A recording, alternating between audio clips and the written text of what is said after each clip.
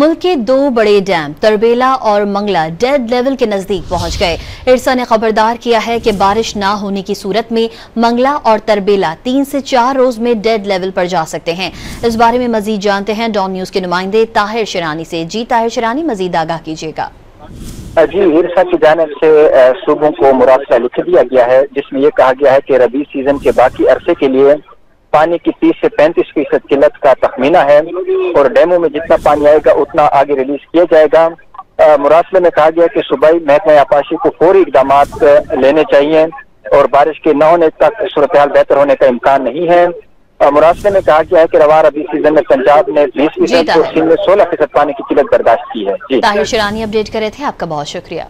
जी, इरसा की जानिब से सूबों को मुरासला लिख दिया गया है, जिसमें यह कहा गया है कि रबी सीजन के बाकी अरसे के लिए पानी की 30 से 35% किल्लत का तखमीना है और डैमों में जितना पानी आएगा उतना आगे रिलीज किया जाएगा। मुरासले में कहा गया कि सूबाई महकमा आबपाशी को फौरी इकदाम लेने चाहिए और बारिश के न होने तक सूरत हाल बेहतर होने का इम्कान नहीं है। मुरासले में कहा गया है कि रवा रबी सीजन में पंजाब ने 20% और सिंध में 16% पानी की किल्लत बर्दाश्त की है। जी ताहिर शिरानी अपडेट कर रहे थे, आपका बहुत शुक्रिया।